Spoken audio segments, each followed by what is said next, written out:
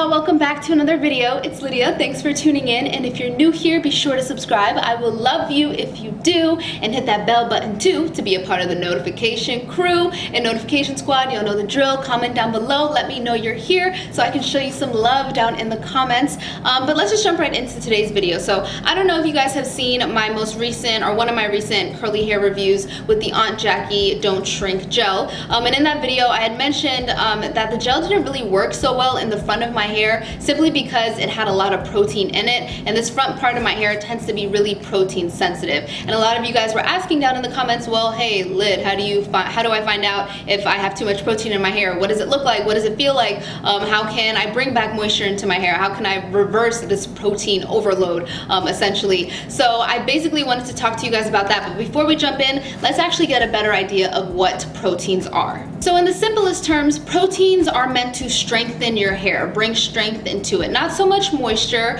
but they really just help rebuild and strengthen up your hair. So if you have super processed hair and your hair is super weak and dry and brittle, and you really want to just build up the integrity of your hair, proteins are great. However, for me personally, I have low porosity hair, and technically my hair can be really protein sensitive because of it. Now, in terms of what do proteins look like, well, they can actually take a lot of forms and names. Not everything is going to be labeled as protein in your ingredient list. Now, I'll probably put a list right here of the more official types of names of proteins, but they can include hydrogenized wheat proteins, amino acids, silk proteins, things of that nature. They're really not that bad. They're actually, like I said, they're meant to really build up and strengthen your hair. However, certain curls don't need that much protein. They kind of need more moisture, and that's what I need for my hair. So typically for me, I only need to go in with products that have a high amount of protein in it, maybe like once or twice a month. And if I overdo it, I get really, really bad results and my curls just feel awful. So with that said, now let's talk about what it looks like and what it feels like when you have too much protein in your hair.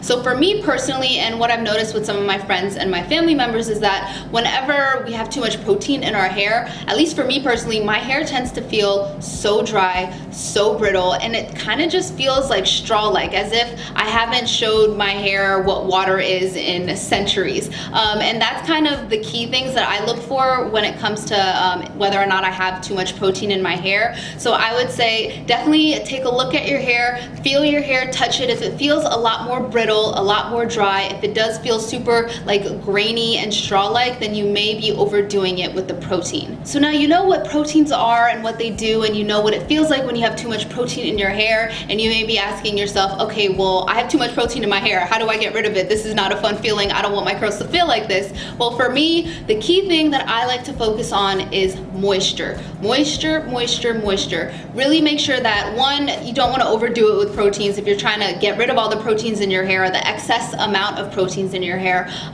try to make sure that you're not going in with products that have a lot of protein in them, because that's kind of obvious. You obviously don't want to put in what you're trying to reduce or take out.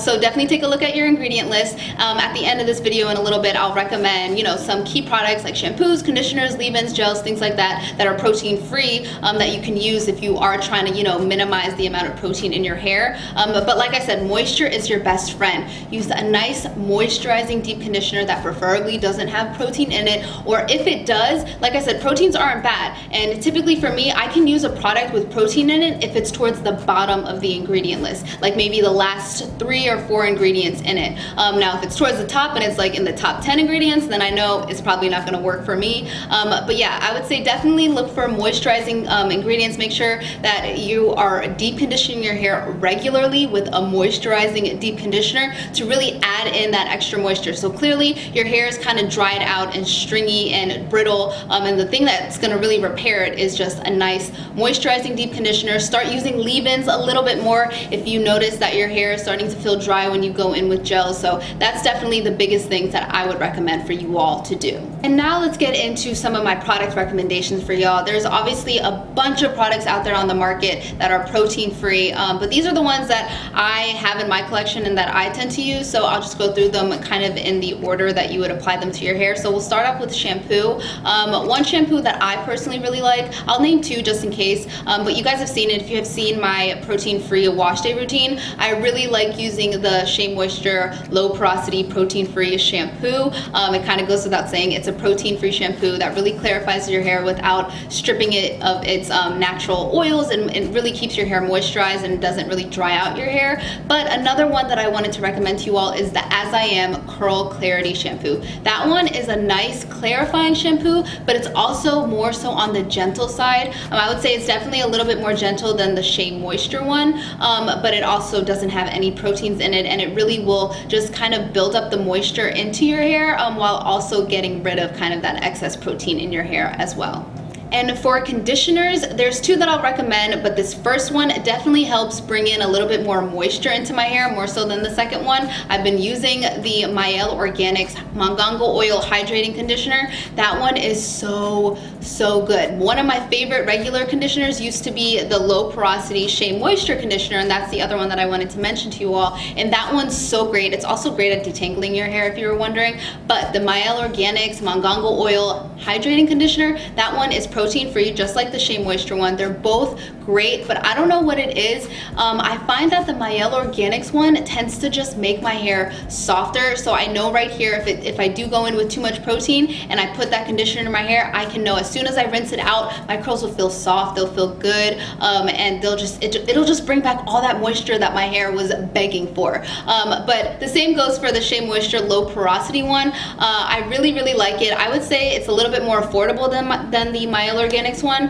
but they're both really good. But I would say, as of right now, if I'm being honest, the Mielle Organics one is where it's at. And a protein-free deep conditioner that I would recommend to y'all would be the Alikay Naturals Avocado Cream Moisture Hair Mask. It's the green one. It smells super yummy. It's this fun, bright, vibrant green color. It shouldn't dye your hair green. I know some of you guys have commented who have really blonde hair, said you guys have used it and it works great. And it honestly, it's protein-free and moisturizes your hair so well. And I honestly think it's so underrated. People don't talk about that brand enough, but it's so good. It's a recent favorite of mine, but trust me, when you try it out, you'll thank me later. And one thing that I did want to mention to you all, I know the Mielle Organics conditioner that I had mentioned, some people do use that as a deep conditioner, and you totally can. I mean, sometimes I do, but since it's labeled as just a regular conditioner, I classify it in the regular conditioner category. But I did want to note that you're more than welcome to use the Mielle Organics conditioner as a deep conditioner. Now for leave-ins, I have 3 honorable mentions for y'all. So the first one is the Almond and Marshmallow Hydration Serum by BodyWorks.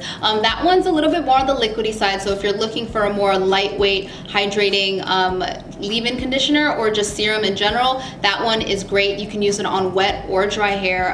And the next one that I would recommend is the Shea Moisture Low Porosity Leave-In. It's really great at detangling your hair and just making your hair feel super soft and like basically kind of creamy, if that kind of makes sense. And the third one that I would mention to you all is kind of an OG.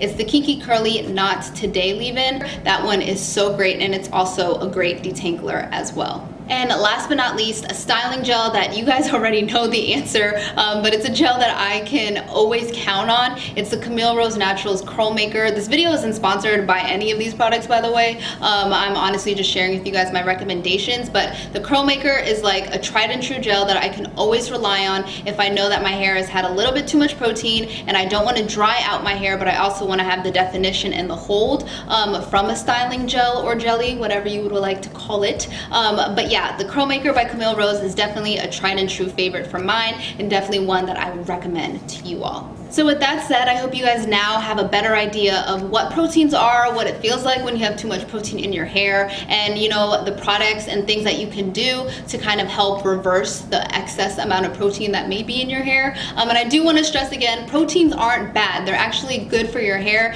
but the key is if you do have protein sensitive hair and your hair does tend to get super dry and brittle whenever you do use products that have a lot of protein in them, just make sure that you just don't use them too often. For me, like I had mentioned, I only use like protein deep conditioners and things like that, like maybe once or twice a month, maybe a little bit more if I'm reviewing products for you guys. But usually if I use the products that I just mentioned and I do have a lot of protein in my hair, those products will kind of take care of it and help restore and bring back the moisture to my hair. But like I said, I hope you guys found this video helpful. Comment down below if you guys have any tips on how to kind of reverse the excess amount of protein that might be in your hair. And if you made it all the way to the end of this video, comment the word soft down below, because after you guys follow these steps, you guys are gonna have nice, moisturized, soft curls. So like I said, comment the word soft if you made it all the way to the end of this video. But thank you guys so much for watching. Give it a thumbs up if you enjoyed, and I post multiple videos a week, so be sure to subscribe. I will love you if you do. I won't hate you if you don't, but I will love you if you do, and be sure to share this with a friend as well. But I'll see you guys in the next one. Peace.